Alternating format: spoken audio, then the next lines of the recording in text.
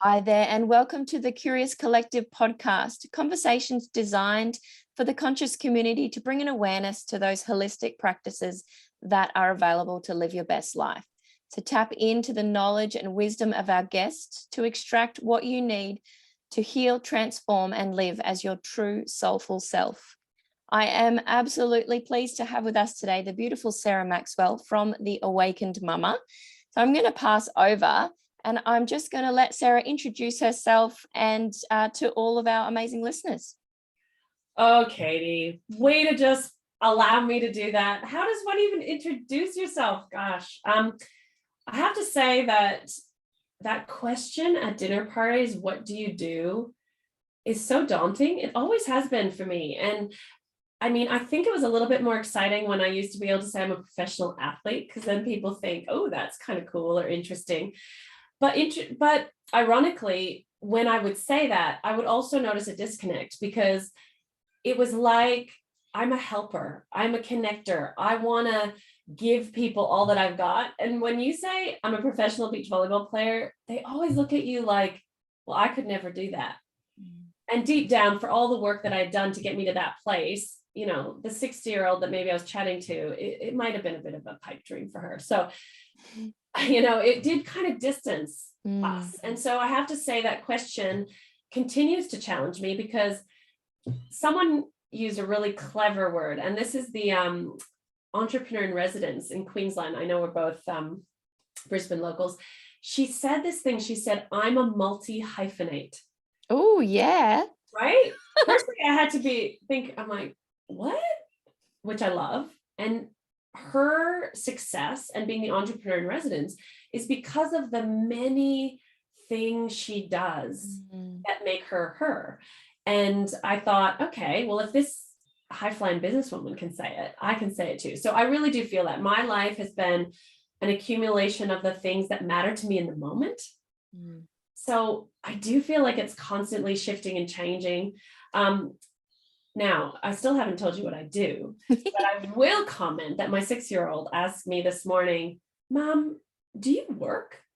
And I was like, yeah, feeling all this defensiveness. And yet somehow she was triggering on this idea that I work from home. And she couldn't really figure out how she'd been to her other mom's work. She'd been to that office. But for me, these meetings that I do, or she knows what Zoom is, it was like, well, that's not work, Mom. So yes, this question of what do you do versus your idea around holistic and who are you, I don't know if they're the same answer, So at the moment, I have this amazing course that I offer moms called The Awakened Mama. Thank you for introducing me that way, because that's a newer thing. I've only been doing that for a year and a half. Before that, I have a background in coaching. I have a neuropsychology background, so I'm always interested in the brain and mindset and how people think. But after being an athlete, I worked with a lot of teams. I went to the 2012 Olympics with the archery team. Oh, fun. Yeah, totally hilarious. Didn't know a thing about archery, but you didn't need to, because that's actually, I wasn't hired for that.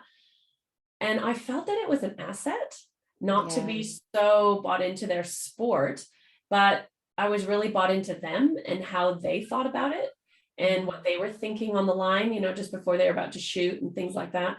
So I am a total mixed bag. I've done change management. I've helped architect firms come together, when there was a takeover. I'm trying to think back through all these random things I do.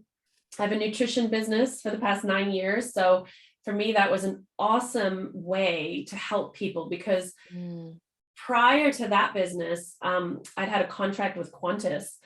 And one of the things that was really cool about that as well was my role was to walk into that room and deliver this content that would help people, but I didn't have to get them into the room. Yeah.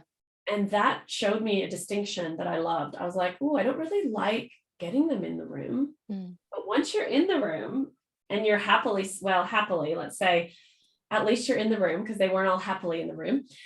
Yet. Yet. That's right. For me, I really back myself with that. I always think especially the ones with the arms crossed, bring it on. Yes. You don't know what you don't know. So yes, I love that space. And that led me with the nutrition business to really get that people are more open to a health change than they are to a life change. So I found this like amazing vehicle where they're like, oh, they're in the room and, oh, you want to talk about weight loss? Oh, you need a bit more energy. Oh, you're exhausted. Oh, okay, let's start there. And so I guess that's a couple of my hyphenates. Oh, so much goodness there. And I needed to like get a pen and write some stuff down, because I think the overarching theme for this and what's really beautiful for our curious community is flexibility and flow. Like, follow your passion in life. You can see here that Sarah has, over the years, when the direction of life has taken her in different ways, followed what feels good and she's passionate about and good at, and gone with that. So, you know, if you're stuck in a mundane job that you don't particularly like, or if you've been doing the same thing for years and years and it's just not working out, like, do something different.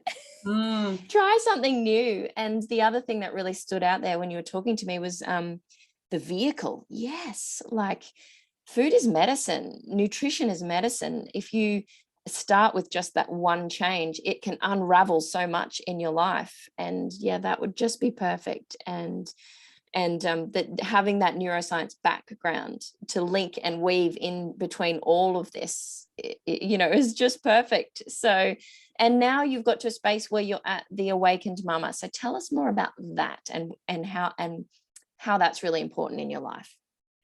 Yeah. So, okay, I want to say that, but something's triggering me that in a really good way. What you said was, you know, why people might not live in flow of their life is because the world is constantly asking you to box it up. Don't you think? Like, even me going, oh, I'm so uncomfortable with that question.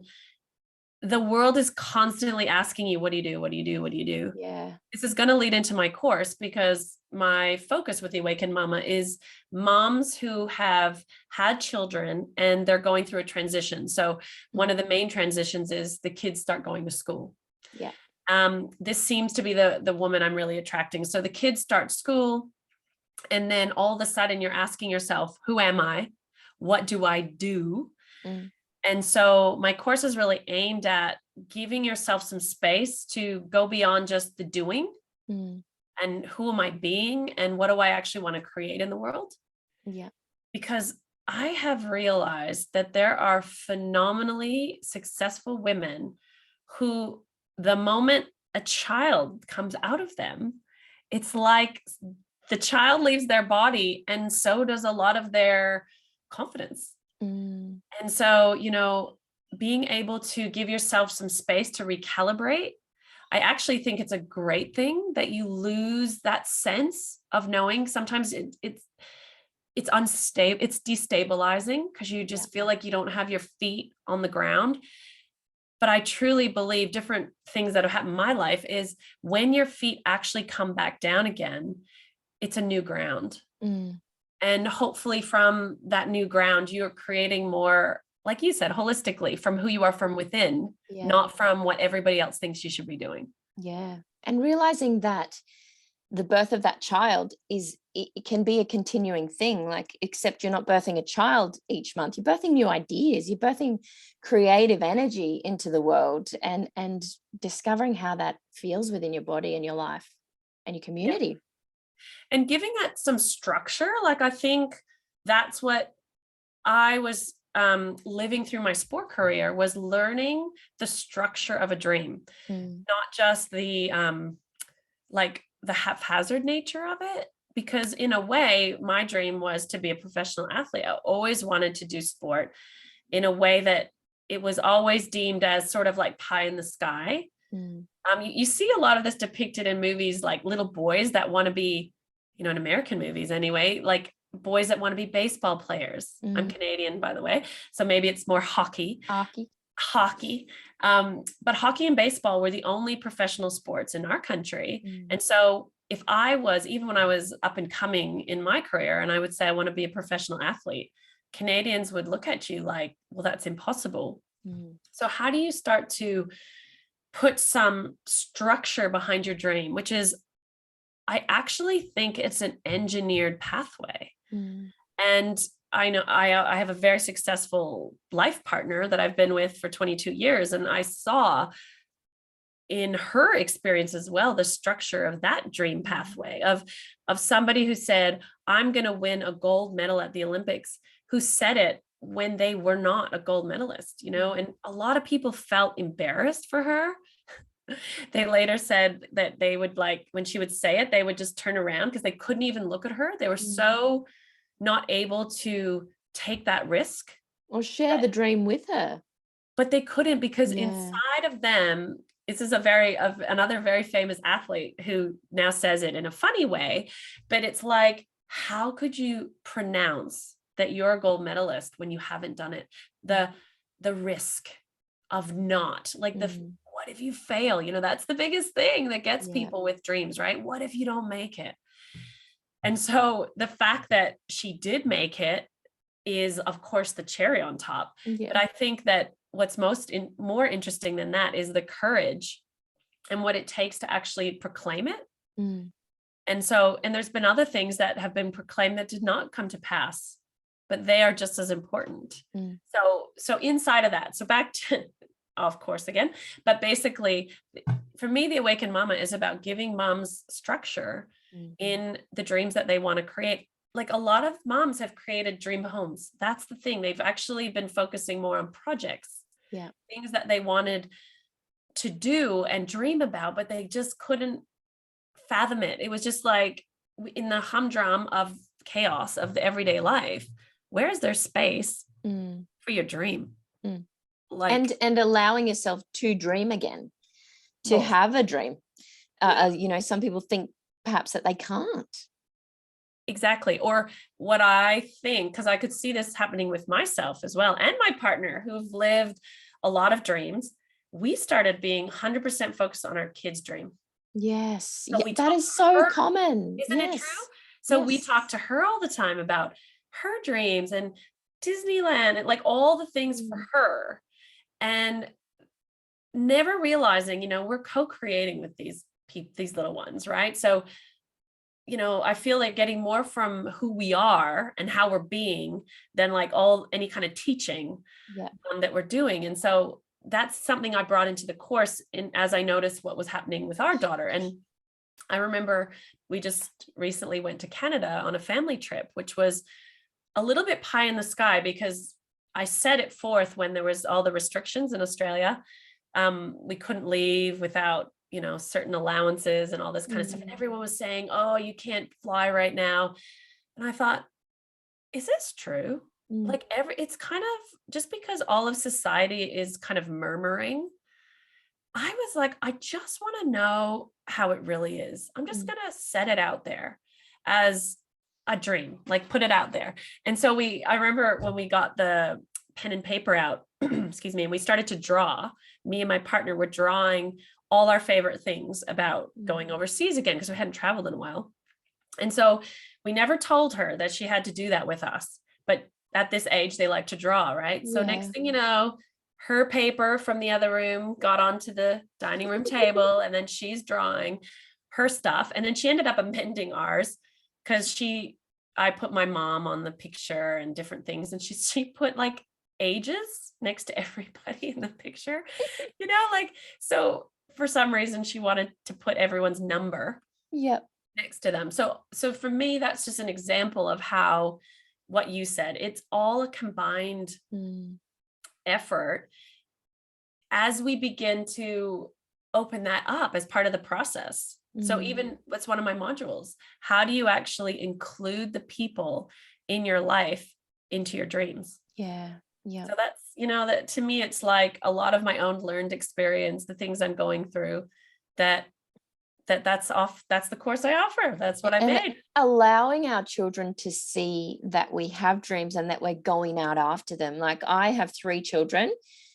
At this stage in life, they're 11, 5, and 4, and life gets full on, but they know, you know, what mommy does, because I bring them in and they play the drums and they do the scans and they, you know, they play with my oils. They they're part of what I do. I've weaved it into their lives. I don't just, say goodbye to them at school gate and then go to an office and sit, which, take your child to the office, introduce them to your co-workers, like make them part of what you're doing. Yeah, weave it in, I think. Weave it in. That's actually really cool to hear, because this is something as a mom that I don't know whether it's because I waited so long in my life to have my daughter, but it was like I would put her, like grandma would take Jordan and then I would go to yoga. Everything I would do was like, oh, I can't work out with her, because I was used to working out like seriously. Yeah. A kid around, she's going to interrupt my sets. You were a personal trainer. It's like, she's going to interrupt my intervals. Like, this is not going to work. And so it was only like at least 2 years in that I thought, oh, therefore they never get exposed to anything that you do. And so I started to work out at home, and the difference is like you were saying, when you expose them, they start to do little push-ups and it's super cute. Super cute. Exactly. And she never did that before. She never did any yoga before that. I feel like it's part of our inner child as well to do this weaving. Like, for example, on the weekend just gone, I'm like, oh, that energy in the house is a bit low. What can we do? Just put some dance stuff on the television, and we all jumped around like fools together. Bringing a bit of joy into your life by, into my life. I did it for me, but they benefited from it, right? So yeah, just going with what feels right at the time. And when we raise our vibration, doing more of what brings us joy, they are already coming with us. We're not leaving them behind. And that was a huge realization for me, because I always thought, well, I can't do that because I'm not with the kids. Like, yeah, I am. Another thing about kids that I think we miss is when we're always focused on their dreams versus, okay, let me tell them about mine in an age appropriate way. Let me tell them about what I'm doing. The world of business is all about innovation, right? You want innovation, get a kid to have some answers. They say the wacky stuff, the crazy stuff, AKA the innovative stuff, because they don't think with all the barriers and all the blocks that we have. The limiting beliefs. And that's it. They have, ice cream pillows and chocolate castles and, and even it just reminds me of Charlie and the Chocolate Factory. You watching that now, having a child, you go, I know what mind wrote that book. Yeah. Because for a child, it's not crazy to imagine somebody eating bubble gum and exploding, because that's how they think. Yeah. So if you include them in your business idea, they come up with some pretty amazing things. So that's again where there's all different ways to tap in to with the kids and more of the back and forth that you're describing. And I feel like it helps us very much long term. So you don't have that push pull, that friction between, am I being an amazingly present parent for my child? Am I also being like an amazing spiritual entrepreneur, like doing whatever I'm doing? Like, and it's not so, the duality is not there. It's not so separate, I struggle with that a lot. Okay, well, listen to this. So this girl that I do nutrition business with in the US, she said something which it reminded me of something I'm passionate about too. She kind of different language, but it's about this topic of, she felt that she had to kind of choose, like be a really present parent or, her 3 things that she cares about are having an amazing marriage, having an incredible business, and being an amazing mom. And so she was really struggling in the first year with like what she had to give up. And she's like, no, I don't have to give it up. And one of the way that I always think about it is, instead of being black and white, like it's got to be this or that, I always think about, well, what's the third choice? So if there's black and white, then what's the other color? Or the void? What's in the void? Yes. Like what's the you can have it all statement, but it's not in a way that's forceful. Like I get sort of, I'm even conscious even in this comment that sometimes we raise ourselves to this standard and we push and we drive and we force, meaning the you can have it all idea. However, I do think there's a way that, and we're sort of, both of us are describing how it works all together, but there is a way that is all of it for you, meaning you don't have to give something up. You can have a joyous life. You can be a present parent and be a present businesswoman. You know, you can thrive. And I think it's because when we do this or that, it's because it just doesn't look the way we've ever seen it look. And I really want to shout out to my mom, because I didn't always shout out to my mom in life, but she gave me a picture that was unlike other moms. And it's important that I shout her out today because of what my daughter said with what do you do? My mom lived a different kind of successful thriving. She invested. And so she did really well in that. To the naked eye, she would look like she's only mothering, you know, and this was a thing that her feminist was always defending, but she was really intelligent and clever with her finances. So she looked really free and fanciful, which would have really frustrated someone who is grinding. But she showed me that. She showed me that it didn't have to look like a typical box. And so it doesn't mean I have the same box as her, but it just let me know that I could have a job that I'd never seen before. I'd never really seen a girl professional volleyball player before. You know, you can make your own box. And maybe not even a box. Let's call it something else, but make your own trampoline. I don't know. But it can be something you've never seen before. And I guess that's what creativity is. And that's where kids really help. And take the leap. Like if there's something you've been curious about learning or starting or trying or whatever, try it. Get in there, taste it, you know, speak to people. I know that for me, like, I love this life, and I reach out to people all the time, and I'm like, you know, so how are you? Oh, busy. I'm so busy. I'm like, oh, I quit busy years ago. Like, I am not busy. I'm not, because life feels good because I do things that bring me joy. And I think when we just shift back a little bit to what we were saying, that the key to it all is the toolkit, right?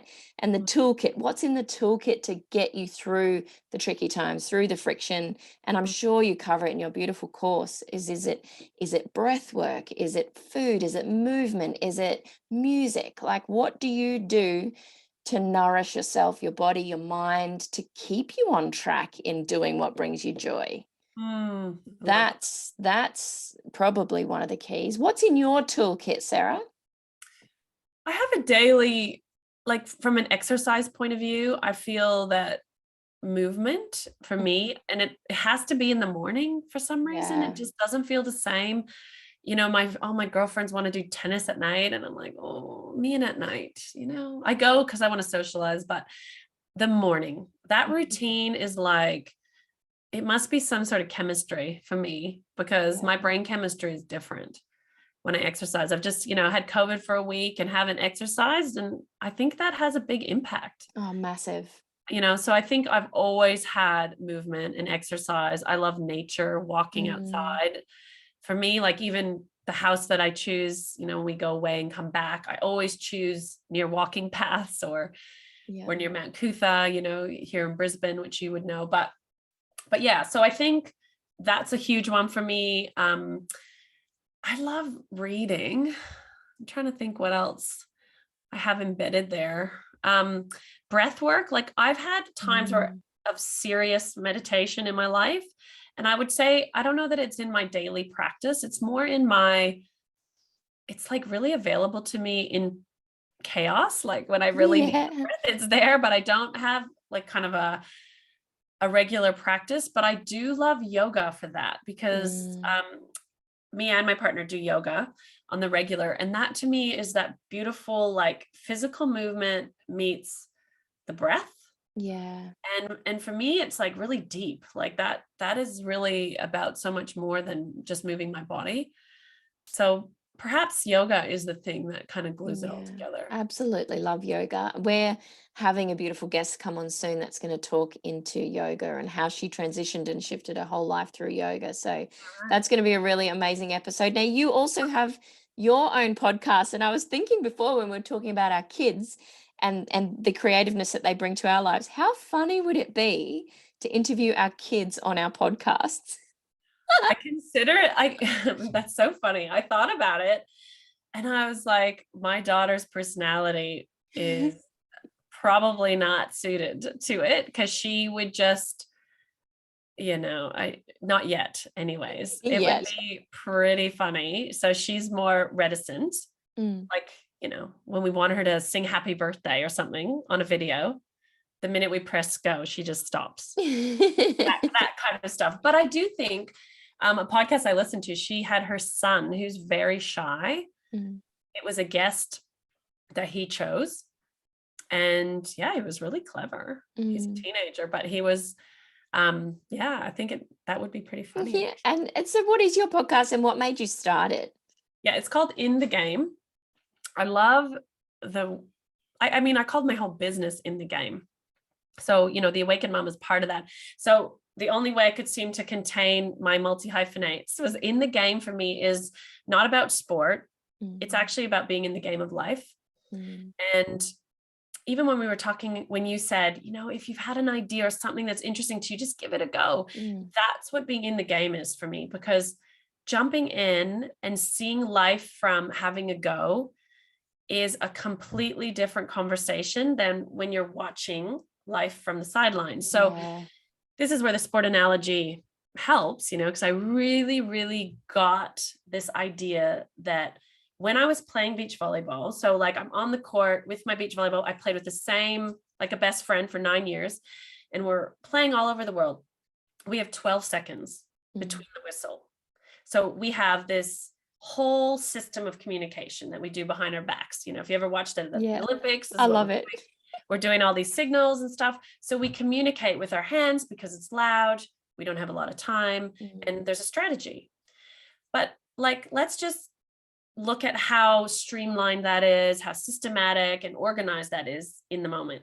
Oh, by the way, we get really frustrated sometimes at each other. We snub each other. We act, we do lots of crazy stuff, in the moment too. That's an important part of it, by the way. But then you're the watcher. So you watch the Olympics from your couch, right? Because the Olympics were just on. So that makes me think of that.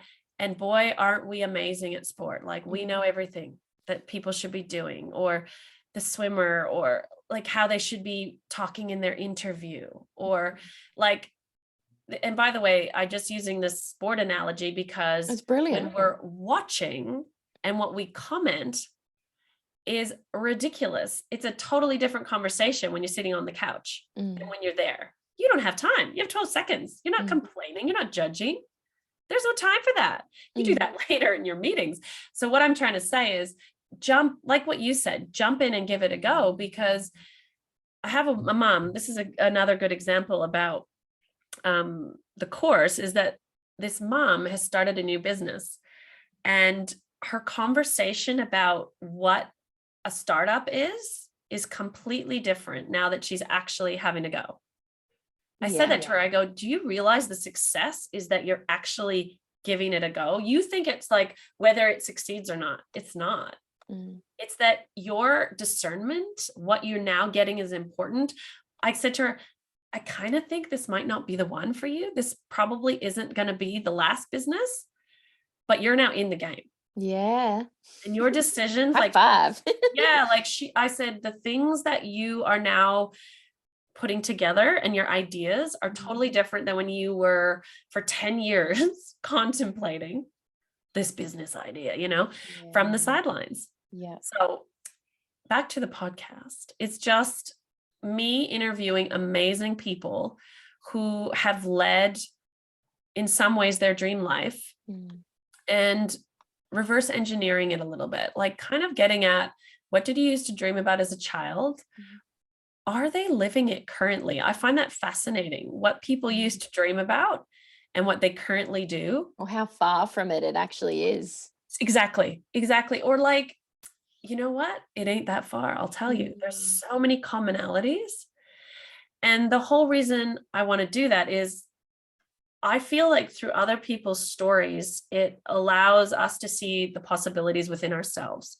The point is not to go be awe-inspired and be like, oh, I could never do that. I find my desire is to show you, hey, they are just like you.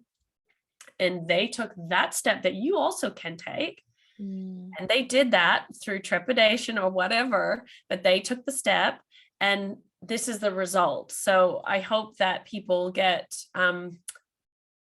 basically that courage to lean, because you don't even have to step forward, you just have to lean, because if you lean enough, you must step.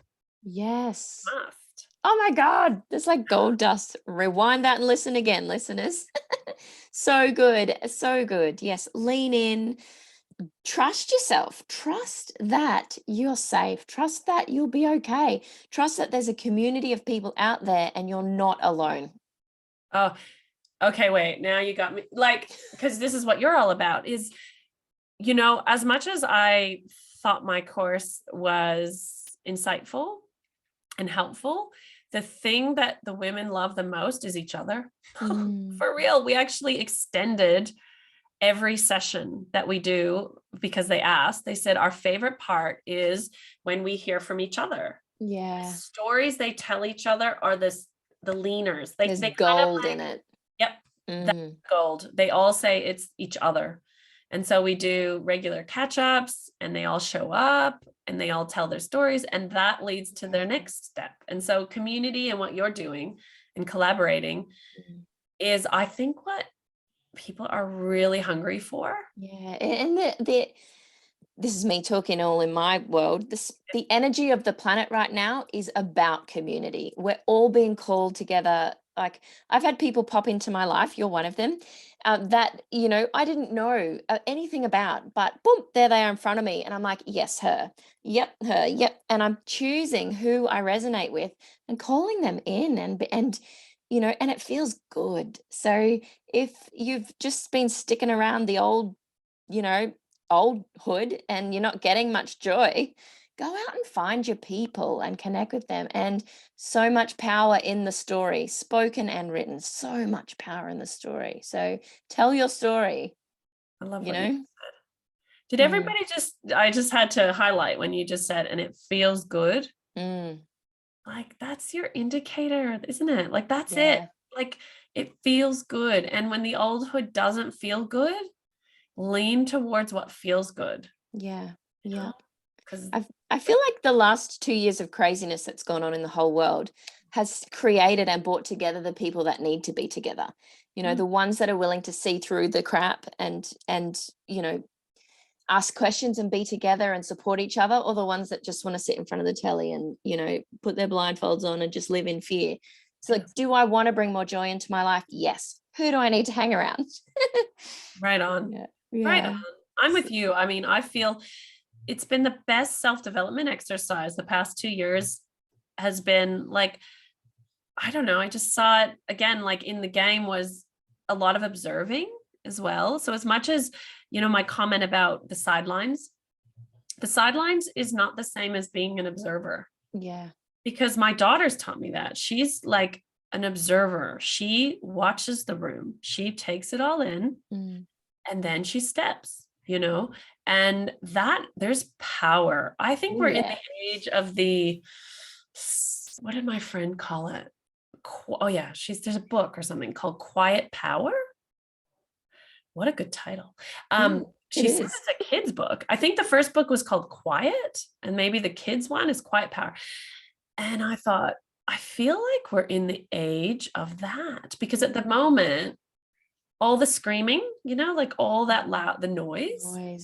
Quiet power. And that's what I think my daughter, because I am not quiet. We don't want you to be quiet.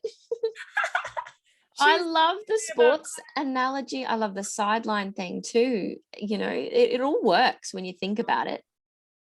Agreed. I mean, that was mind-blowing for me. And I will tell this to everyone, because I was quietly thinking I was awesome because I'm an athlete. I'm on the court all the time. I'm in the game.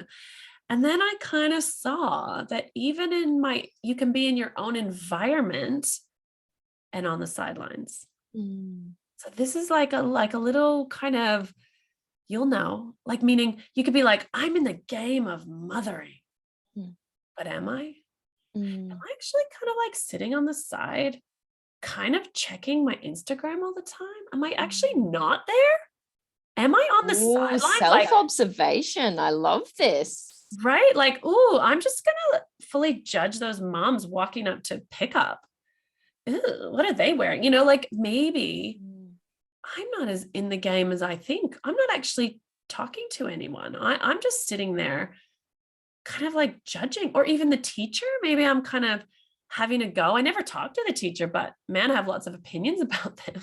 So I think that even in our own environments, we can, I suppose, present, like, am I really here? Yeah. Am I really in this?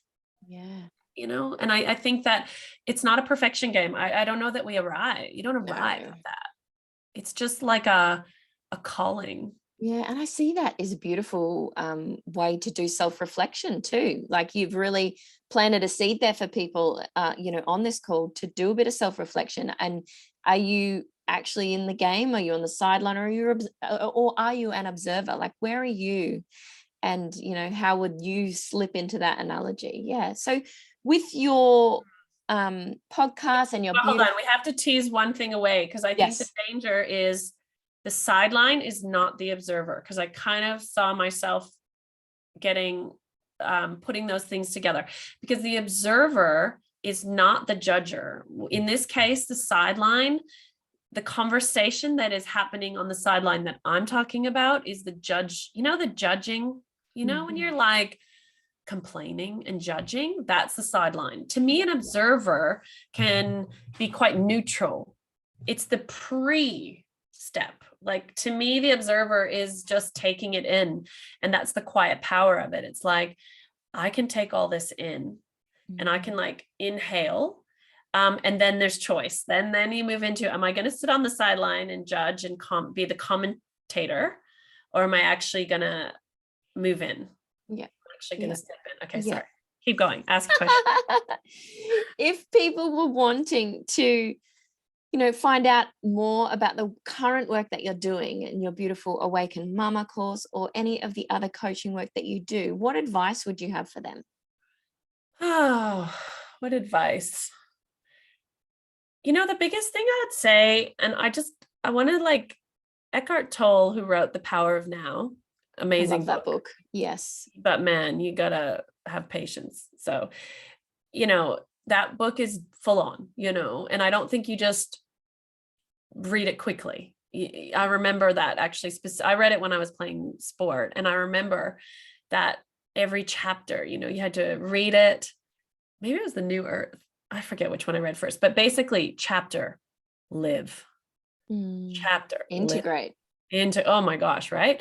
And it wasn't like you can just power through. So, he said something on a podcast or something where someone called in, and this mother was like grappling with one of his ideas about being in the present moment. And he said, you don't need any book. You don't need any course right now. He's like, your life is the course. There's nothing extra that you need to be in this conversation around presence than your life. Like what you just described with your 3 kids over the weekend and music. I mean, there's nothing more that you need. All the other stuff is bonus rounds. So I feel that even that is a nicer way to engage with a book or a course. Not like I need it, more like,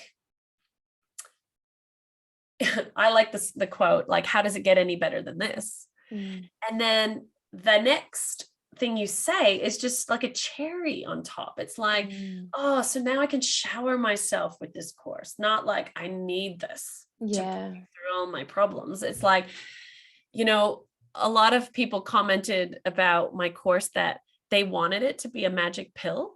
find this really interesting because I do think there's a lot of that out there. The people looking want a magic pill.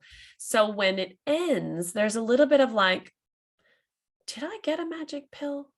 And because we do these regular catch-ups, I didn't even think about the magic pill thing. They all reflected that actually how life really works is that you make a whole bunch of little decisions, including decisions that are like, actually, I don't want to do this. Like you start making different choices, and then your life starts to be more of a match to the things that make you feel good. Yeah. But it's not a magic pill, actually. No. Oh my goodness, that's so good. That last bit, it just really deeply resonates with me because I've been a course chaser. I have been like, all right, I've done this one. Awesome. Okay, what do I need next? And like looking for all the answers externally. And, only recently have I come back home to self and gone, holy crap, I actually need to integrate all this amazing stuff that I've been learning in the game of life, like navigating the daily stuff that I navigate. Like it needs to have time to, set in. Yes. And where did I just wrote, me and my new Instagram, haha. I'm like, I wrote this somewhere because I don't write a lot, that you're exactly where you're supposed to be. Oh, I love that. Like yes. when you say, what course do I need? It's like, well, you don't need any. It's like, this is exactly the station that you are meant to be at this time, at this age, with these children, this job, doing this work. And to me, from that place, it's the springboard is like inspirational. It's like the action is like, I want to make that move. I want to versus I must, I should, I have to. Yeah. Like I've done that a lot in my life. Like I've been really motivated by that too. But inspirational action is so fast and furious and exhilarating. Potent. The word potent comes to mind. And what you said about the people, the minute you trust that, it happens fast. It's easy. It connects. It feels good. That happens at breakneck speed. But when you try to connect someone that's not aligned with you, it's hard. Yeah. Like we won't even go there, but my IVF journey and stuff like that, I can tell you the forceful attempt versus the fast, exhilarating, easy, incredible way that it actually happened in the end versus the 3-year try hard. Oh my gosh, So when you try to force it, it just creates a counterforce. Yeah. Whereas what you're saying is just, move with the flow. There's been so much goodness throughout this whole call, like so many little drops of pearly wisdom throughout. So that's because of you, because you reached out and you trust. This is what we're talking about. This is the result of inspired action. Yeah, and these amazing conversations and sharing each other's stories is where the wisdom is, right? Boom. Love it. Oh, I'd love this conversation. Thank you so much for your time with all of us today, Sarah. Is there anything else that you'd like to leave us with before we part ways? No, and I just look forward to our next encounter. Like I just keep trusting the steps, and I know that it's just going to lead to the next multi-hyphenate, and I look forward to meeting whatever that may be. That's right. It could be, again, it's going to be some weird, wacky thing. But I look forward to meeting some of the amazing people that you surround yourself with, because I know that you trust your vibe. And that to me just says, wow, this girl really trusts that the right people are going to come. And so all the people that are connected with you are there for the right reasons. So that's exciting. Yeah, they're amazing humans. And thank you for now being one of them. Lucky me. Bye for now. Bye, everyone. Thank you.